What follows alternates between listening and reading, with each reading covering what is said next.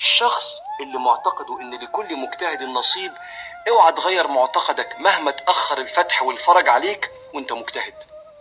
الشخص الطيب، طيبتك دي سر كرم كتير انت شايفه في حياتك، حتى لو في انسان ما قدرش طيبتك.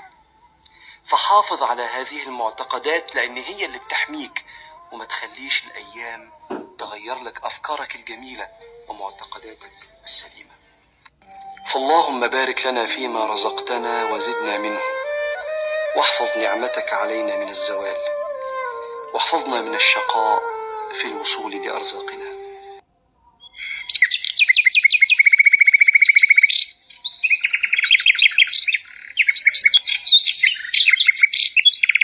اللهم صل وسلم وبارك على سيدنا محمد وعلى اله وصحبه وسلم. اخواتي فراولاتي عاملين ايه؟ يا رب تكونوا بالف خير. معانا فيديو النهارده حلو قوي قوي. انا نزلت السوق كده، جبت شويه حاجات هتتشال السنه الجايه، وحاجات هناكله منها النهارده، وحاجات هتقعد معانا ممكن شهرين. يلا بينا نشوفوا انا جبت ايه من السوق. احلى ما في الموضوع يا جماعه ان انا جبت كرومبو وهعمل حله محشي. يعني ده اجمد ما في الموضوع النهارده معايا. يعني دي حاجة بالنسبة لي أنا، هي لأ، حاجة حلوة. يلا يا أحلى أخوات الدنيا كلها، لو حد أول مرة بيشوفني، أنا أختكم أم يوسف. أتمنى تشتركوا عندي في القناة وتدعموني بلايك حلو منكم كده. يلا بينا ندخل على الفيديو ونشوف أنا رحت السوق جبت ايه. استنوا كده بس أما أجيب حاجة عشان أفضي فيها. جبت كده ده البتنجان موسمه موجود في السوق ومش غالي. الخضار الفلاحي لما بيبقى موجود في السوق تحس ان فيه الخير كده مالي الدنيا. بجد احنا عندنا هنا كده في البحيرة أرياف، فعندنا الخضار هنا كده متاح يعني، وأسعاره حلوة مش وحشة. باجيب البتنجانة الصغيرة كده، واضغطي على البتنجانة كده لقيتيها طرية، دي بتنجانة حلوة مش مبزرة. بتنجان اللي بيبقى مبزر بيسود منك، ما بيبقاش لونه اللي هو اللون البينك، اللون الحلو ده. البتنجان ده احنا هنخلله مع بعض، وهنخليه يقعد معانا ممكن شهرين. هقولك على الطريقة يا جميلة عشان ما يتهريش منك، ويبقى لونه اللي هو اللون البينك، اللون اللي بيبقى حلو ده يفتح النفس كده، مفيش غنى عنه. مع الفطار مع اي اكل بيبقى حلو قوي قوي. الطماطم بقى شد حيلها معانا.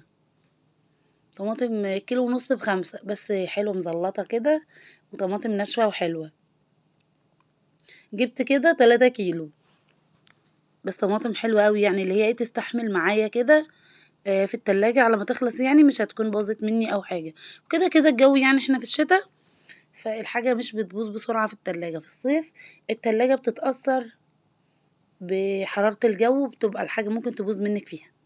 وكمان جبت بقى ملوخية. بص الملوخية دي عجيبة قوي. بصوا شايفين الربطة قد ايه، شكلها كيوت قوي كده وحلوة. جبت خضرة المحشي طبعا، كزبرة وشبت ونعناع، وخضرة وكزبرة وشبت ونعناع. بصوا بقى الملوخية دي كده شكلها كيوت قوي صغنونة كده. الربطة الست كانت بتبيع الربطة كانت بتقولي التلاتة ب5 جنيه، قلت لها لا الخمسة ب5، لان هي كانت عاملاها يعني كده يعني صغنونة قوي كده. بحب اجيب الملوخية اللي هي بتبقى ورقتها صغيرة، مبحبش الملوخية اللي ورقتها كبيرة دي متبقاش حلوة في الاكل. فانا الملوخية دي كده هنفرزها مع بعض عشان نشيلها. يعني كنت كل ما انزل السوق مثلا كده اجيب ب10 ب20 جنيه، لان احنا 3/4 اكلنا يا جماعة ملوخية. جنب اي لحوم بنعملها اي حاجة لازم طبق الملوخية ده. عشان ما اطولش عليكم بقى، طبعا نضفتها، قطفتها يعني، وغسلتها حلو كده وصفيتها، مش هنشفها لا في شمس بقى ولا في غسالة ولا حاجة. هن جبتها بقى كده، وجبت الكبة بتاعتي. انا هشتغل في الكبة، لو ما عندكيش كبة تقدري تعمليها في الخلاط.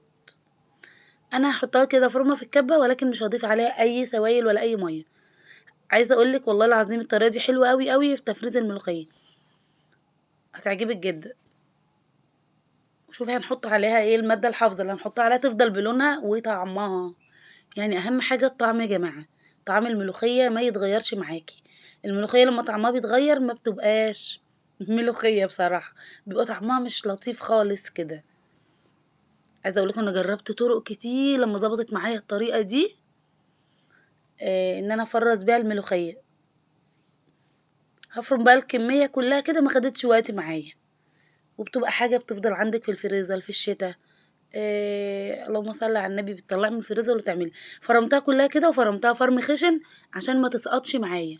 حطيت كده على النار رتل ونص من الميه. بص دول كده يجوا مثلا كيلو ونص ملوخيه بعد ما اتفرمت يعني في الكبه وكده، ما ضفتش اي اضافات عليها وانا بفرمها. جبت ميه كده على النار بتغلي. عفوا يا حبايبي. حطيت عليها كده معلقه كبيره من السكر، معلقه صغيره من البيكنج باودر او اللي هي كربونات الصوديوم عشان تحتفظ بلونها. معلقه السكر ماده حافظه وما تخافيش طعمها مش هيبان ابدا في الملوخيه. بسيب الملوخيه تغلي معايا على النار يعني لمده دقيقه، دقيقه ونص كده. دي افضل طريقه يا جماعه تجربيها بيها والله العظيم.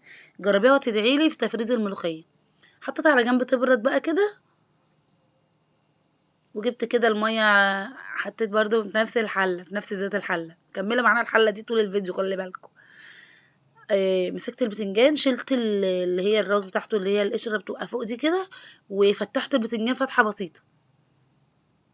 وحطيت المية على النار كده وحطيت البتنجان فيها بعد المية ما بدأت تسخن عشان كله ياخد درجة حرارة واحدة يعني. حطيت فيها معلقتين كبار من الخل. بصي البتنجان لونها اتغير معاكي من بره كده ما تخافيش ابدا، لان احنا مش هنسويه جامد. انا هسيبه على النار كده لمده دقيقتين بس مش اكتر، واقل من دقيقتين كمان. ان هو يغلي على النار كمان اقل من دقيقتين عشان يقعد معاكي فتره طويله. بصي البتنجانه بقولك من بره لونها كده ولكن من جوه لونها ابيض، وريتهولك اهو عشان ما تقوليش اسمر من بره وجوه. سبت الميه بقى بتاعت البتنجان وهسيب البتنجان يبرد معايا خالص. بعد ما بردت الميه كده وبرد البتنجان خالص، جبت ميه البتنجان دي هخلله بيها. حطيت فيها معلقه كبيره كده من هريسه الشطه، وحطيت على رتل الميه مثلا 5 معالق ملح. وحطيت كده زي اللهم صل على النبي معلقتين كبار من الثوم المهروس ونص كوباية عصير ليمون. مش تعصري الليمون في الخلاط، تعصري الليمون كده نص كوباية من الليمون المعصور. وهبدأ أضيفه كده وأغطي البتنجان بقى بالمية كده وسيبيه بقى اركنيه. حطيت عليه كمان معلقة خل، ما تكتريش الخل عشان ما يهريش البتنجان معاكي. زودت برضو معلقة ملح عشان زودت شوية مية. وهسيبه كده مع نفسه واغطي عليه واسيبه بقى بياخد وقته كده. ما تخافيش لو لقيتيه يسمر منك ما تخافيش بيرجع تاني، يبقى لونه وردي فل كده. وادي كده الملوخيه عبيتهم 3 اكياس زي العسل بعد ما بردت برضو. كده خلصنا بقى شغل التفريزات والمخللات. تعالوا بقى ندخل على الغدا بتاعنا. هنعمل زي ما قلنا اجمد حله محشي في نفس ذات الحله اللي مكمله معانا. حطيت ميه وحطيت ملح، او كنت بحط الملح، وحطيت معلقه كمون علشان اللهم صل على النبي الغازات والقولون. ما اقولكوش بقى على الكرنب بيعمل ايه. كانت بتقوله في الفيلم انا واكله كرنب وهبهدلك. بصوا بقى الكمون ما بيخليش الكرنب يعمل غازات في البطن، وكمان لو حد عنده قولون تعبان بيبقى مريح في الاكل يعني. سبحان الله. مسكت الكرنبه نضفتها من فوق، شلت الراس بتاعتها كده وقورتها من جواها كده وبسلقها مره واحده. بتبقى اسهل واسرع يعني، مش بحب اعمل ورق كتير كده حواليا قليل لما اعمل الخطوه دي. بصي هي اول ما بتحطيها كده بتكفيها على وشها الميه تبدا معاكي تغلي، ما بتكملش دقيقه، وتقومي قلبها الناحيه التانية وتلاقي الورق خلاص بقى اللي هو ايه بيفك من بعضه معاكي كده. تبقى زي الفل بكل سهوله. بتسلقيها مره واحده، بتوفر معاكي وقت وكركبه. اهم حاجه الكركبه. ناس كتير مش بتحب تعمل المحشي بقى عشان الكركبه. هنعمل بقى شويه خلطه محشي كده حاجه رهيبه تعجبكم قوي قوي. بس كنت خلاص بقى كده هسلق انا بقيه الكرنبه. سلقتها وغسلت الحله وجبتها تاني. الحله ديت معانا يا جماعه زي ما قلنا من اول الفيديو تشكر. حطيت كده في الحله ايه على النار، حطيت كوبايه من الزيت، كوبايه كبيره. ده كده نص كيلو من البصل فرماه زي ما انتوا شايفين فرم ناعم كده مش ناعم قوي يعني. المحشي في الشتاء بعمله بطريقه وفي الصيف بعمله بطريقه تانية خالص.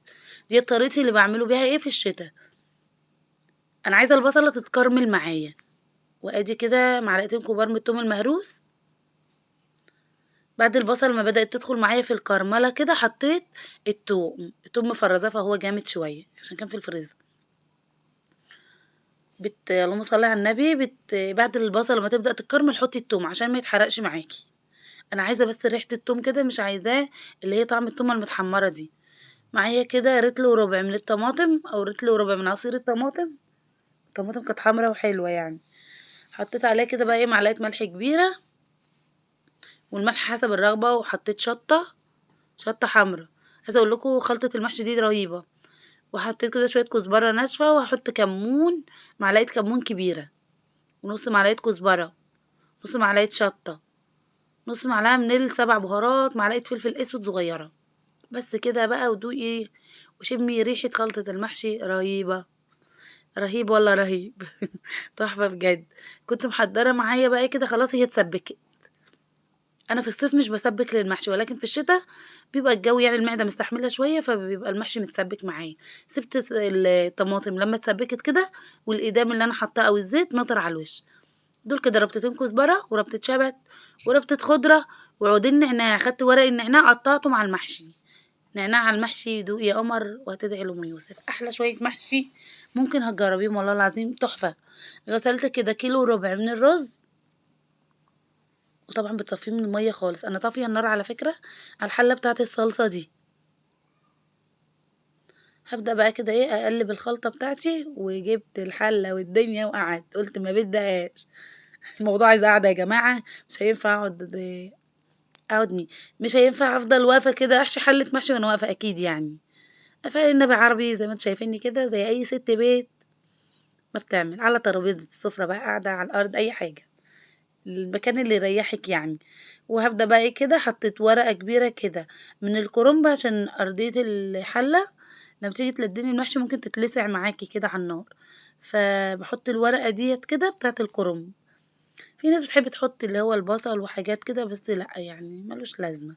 هي ورقة كرنب من اللي هي لونها أخضر غامق دي، ما بتبقاش يعني بتتحشي يعني، فبحطها في أرضية الحلة كده. واحشي بقى الكمية كلها كده. عايزة اقول لكم شوية المحشي دول يا جماعة في الشتاء بجد ملهمش حل، حاجة كده رهيبة. وهعمل معاهم طبعا، عملت معاهم فرخاية حلوة كده، فرخاية بلدي يعني، جايلي هدية. عملت معاهم فرخاية بلدي كده كانت زي القمر كده. خلصت بقى الحلة كلها كده، وتعالي نشوفوا بقى اخواتنا وحبايبنا اللي المحشي مش بيستوي معاهم صح، واللي المحشي بيعجن منهم. انا حطيت الطبق ده كده عشان هضيف ميه سخنه على المحشي. لو انتي حابه تضيفي شوربه هتضيفي، بس هتقلك كميه. المحشي بيطلع معجن ليه يا جماعه؟ ما تخليش الميه فوق صوابع المحشي، يا دوب على اول صبع المحشي كده، يعني على اول ما تغطيه بالظبط. واحطه على نار كده عاليه، واسيبه يغلي. اول ما يغلي هدي النار عليه، وابدأي كل 10 دقايق كده لف الحله شمال ويمين. الحله التانية دي كان فيها الفرخه. كان المحشي استوى بقى، والفرخه بتاعتنا كانت استوت زي القمر.